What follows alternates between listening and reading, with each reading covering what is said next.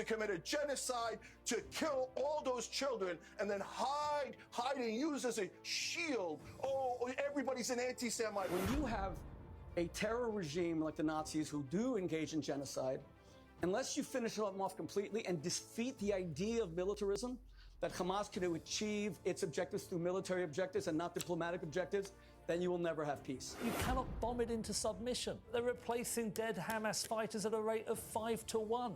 This is going to come back to haunt you for years. You tell Rabbi Shmuley that he'll burn in hell as well, because obviously he's a shame to Jews. Free Palestine. All right. Morgan, listen to this. They attacked Israel on the 7th of October. They massacred Jews. What is not clear in what I say? All you want is to take over the West Bank and Gaza. You want them all gone. That's the bottom line. As you said, the audience will judge. Israel's For governments, what they cannot do for themselves. Even if you take Netanyahu now, he is very happy with what we do here and also about our plans to build Jewish communities in Gaza. He's happy about it, but he cannot say it. He says the opposite. It's not realistic. Good! We will make it realistic. It's not forcing the government, it's helping the government. Under the Geneva Convention, transferring a civilian population into a conquered terrain, that's considered a war crime. What I do here is a war crime. According to the UN. Cooperating with the person who committed a war crime? Well, I'm interviewing you. It's a light felony. Well, in a moment, we'll turn to the bigger picture and Israel's strikes today on Syria, as well as the Mossad conspiracies and anti-Semitism claims at the heart of the Epstein Files debate. We'll begin by talking to Daniella Weiss. Well, welcome to you, Daniella Weiss. Thank you for joining me on Uncensored. Let me start by asking you, Mrs. Weiss, you're known as the godmother of the Israeli settler movement. Is your ultimate ambition for all Palestinians to be removed from the West Bank and Gaza? You ask if it's my what I want. It's not ambition. Ambition I put into positive things. I mean, when people have to move from one place to another, it's not a question of ambition. I think there is no choice now, especially after the massacre of the 7th of October. The Gazans finished their chapter of history in Gaza, and they will have the terrorists themselves will be killed in the attacks of the Israeli army, of Tzahal, and those who support them will have to emigrate to other countries. And I think as far as people who want to live normal life, I think the option to go to other countries in the world is a good option. But it's not a question of ambition. I have an ambition to settle Jews all over the vast areas of the land that was given by God to the Jewish nation. So this is my ambition. And in the midst of things, with the attacks of Arabs in different periods of history, and especially I emphasize now the last attack, the last massacre on civilian population, that was the end of the history of the Gaza. It doesn't have to do with ambition. Okay, there are 2 million people living in Gaza. Half of those people are under 18 years of age. More than 20,000 Gazan children have now been killed since October the 7th. My follow-up question is, how many of the innocent Gazans, how many of the Palestinian children do you think should come to, say, Israel and to be allowed to settle there? To settle in Israel? Yes. Why? You said if you're going to tell them, if you tell them to leave, well, because if you tell them to leave their home, and you say that they should live in other countries, why would Israel not want to provide a home for them? No. Because the conflict between Israel and the Gazans brought this chapter into its end. We don't take any chance anymore. Many soldiers told me, some of them from my own family, that they were witness to so much talk and propaganda against Israel. And I think that there shouldn't be anymore any touch, any connection with between the Gaza population and the Jewish state. Let them be in other countries. There's 100 million Egyptians in Egypt, so there will be another 500,000 Gazans in Egypt, and some will be in Indonesia, other countries. Okay, but if I suggest that we carve out an area of Israel to put the Palestinians, we just slice off. Let me finish. We slice off an area of Israel, and all the Israelis who currently live there have to leave and go and live in another country. Are you happy about that? Would you be happy with that? You have some psychological need to slice pieces of the tiny state of Israel. No. I'm just saying. What's this need? Listen. Gaza, as you know. Well, hang on. Let me finish. Gaza, as you know, is a very small territory.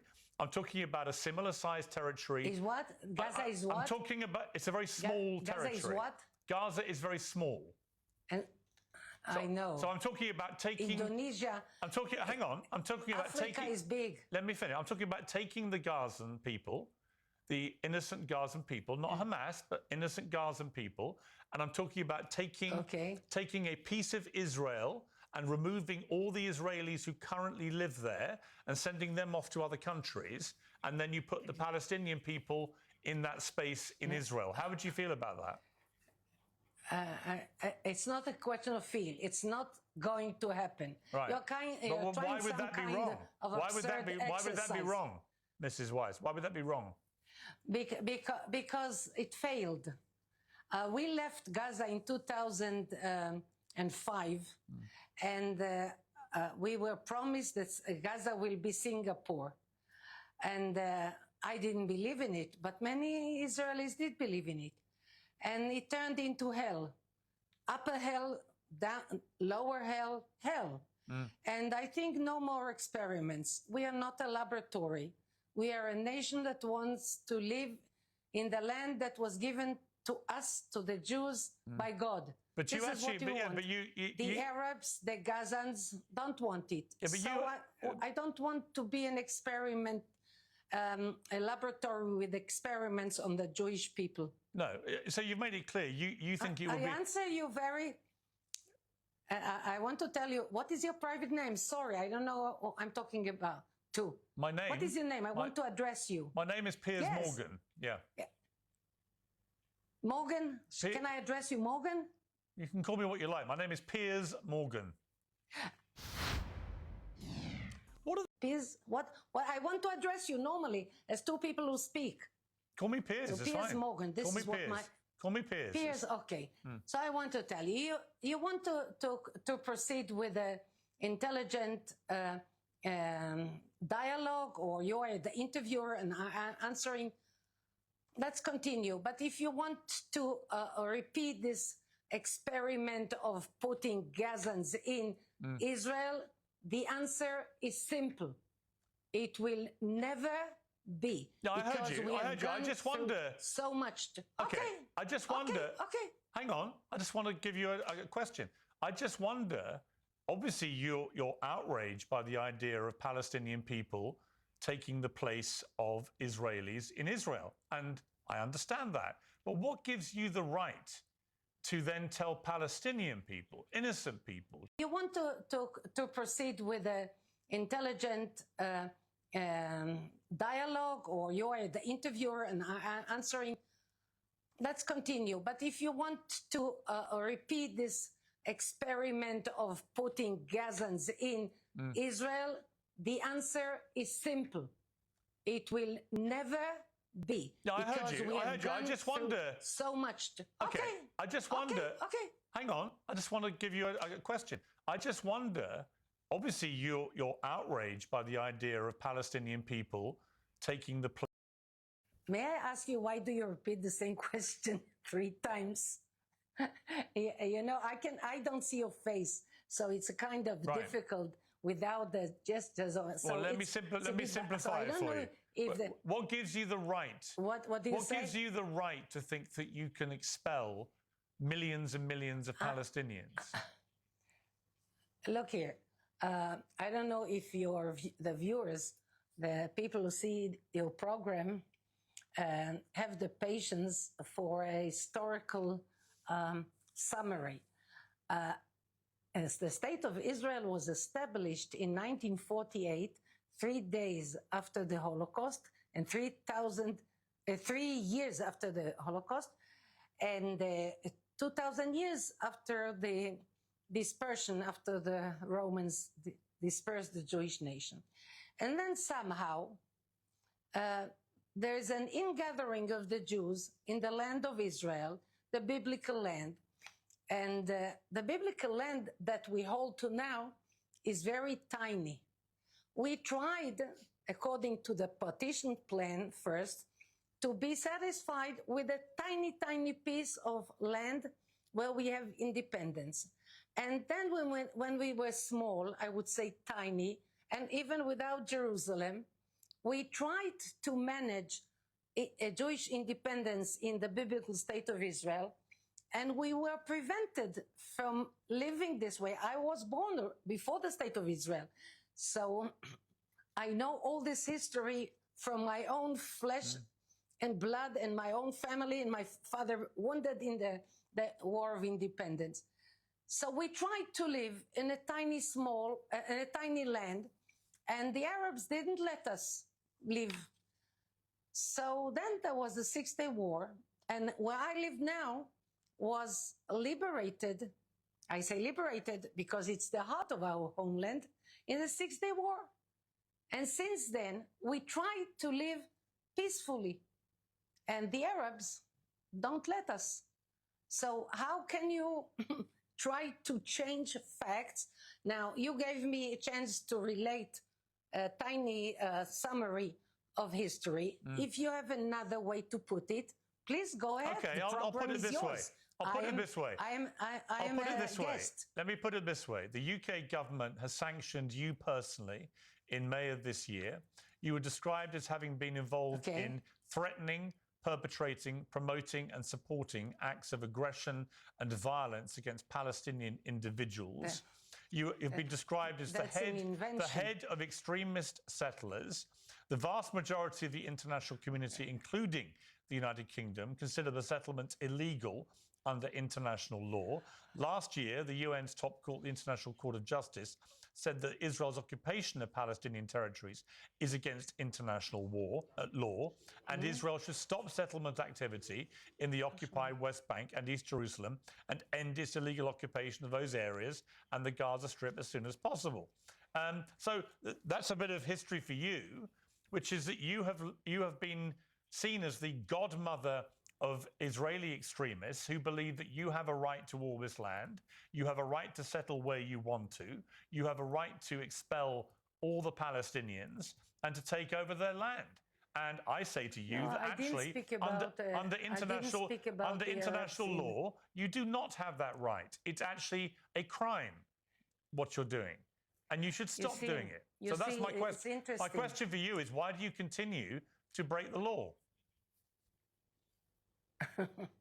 I don't know. You know, you present things in a very journalistic way, so I don't know. Well, they're facts. You say, do it. Everything I just read you is a fact. Yes. What facts? What facts? I just read you the facts. I can read them again if you didn't hear them. You know, Morgan, listen to this.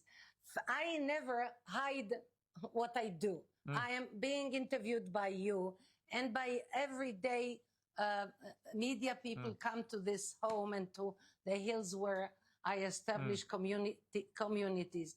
And I tell what I think and what I do and what I plan. So if there is anything in what is so openly exposed that can be considered illegal, well, you're committing what war is crimes. illegal in what I do? You're committing war crimes. Why?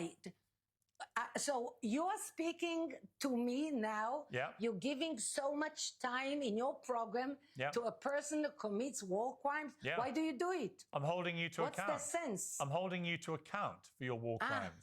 I'm telling you should stop your war crimes. I'm telling you, you have you have no right to displace millions of Palestinians and kick them out of their homes. You don't have that right. Morgan, you hope that through your program you will enhance the chance that I will be put to trial? Is this why you give me so much time in your program? Yeah, I think ultimately you should face a trial. Yeah. Cooperate with a person if you want to do what you said. Oh, yeah. And you're inspiring other people to break the law. Okay. What shall I tell you? I don't think it's smart on my part to cooperate with a person if you want to do what you said. If I heard you well in the beginning of this program, that you want to give a chance for different people to express their views. Sure. This is journalistic. This is respectable. No, I've heard your views. I just don't agree with them. I've heard your views. But then you said you want to enhance. You want to enhance the chance that I will be put to trial? Well, I am not sure this is journalistic, but I'm with you in your hands now until this interview is finished. I noticed that that's your decision. I noticed that so far you haven't referred to the people of Gaza or the West Bank as Palestinians. Do you believe they're called Palestinians? Palestine the name was given by Adrian, the emperor of Rome, who wanted to obliterate, to put an end to the Jewish existence in the world. So he gave a peculiar name to Jerusalem, Ilia Capitolina, and Israel, Palestina.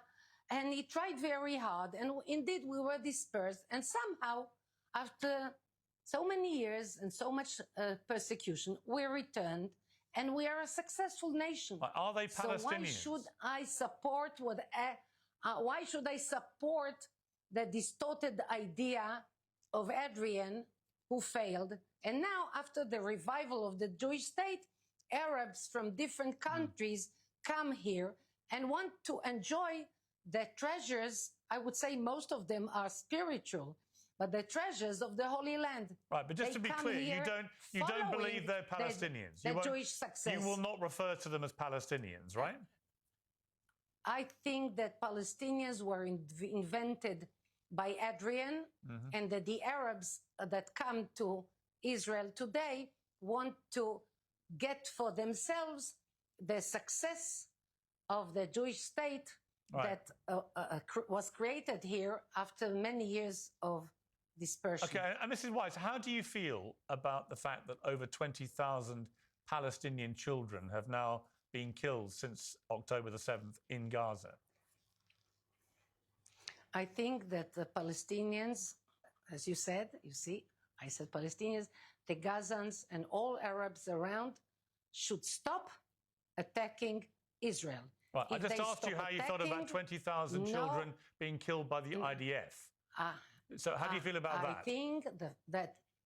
I think that the parents should be very careful before they teach the children to hate Jews and to kill Jews. No, that wasn't my question. That wasn't my question. Sorry to be persistent, but my question... That was your question. My question was, how do you feel? My question was, how do you feel? How do you personally feel about over 20,000 Palestinian children now being killed since October the 7th in Gaza? How do you feel about that? I think that Arabs, Gazans or Jordanians or Syrians, whoever, should be very, very careful with the way they educate the children. Yeah, that wasn't my question. That wasn't my question. Many of them. Can you answer my question? Answer.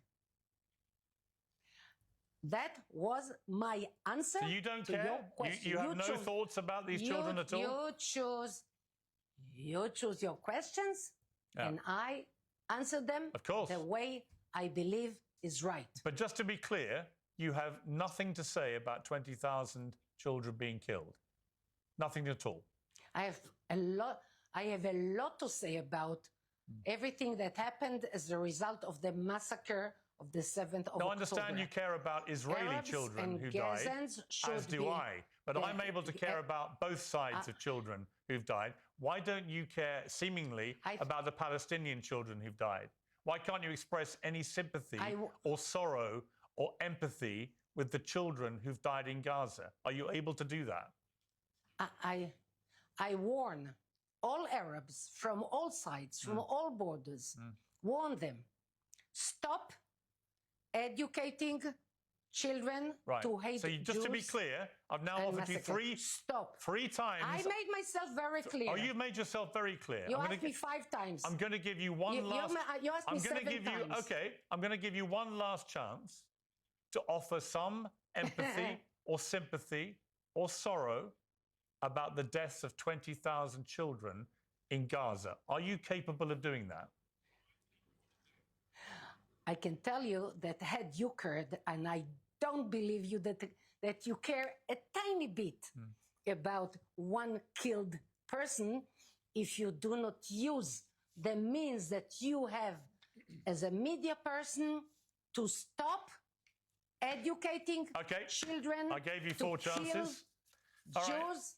Okay, you gave me 7. You gave me 7. And you know what? You couldn't give a damn, could you? That you are to blame more than me. You don't care, and all you want is all the Palestinians gone. You can barely even bring yourself to say their name.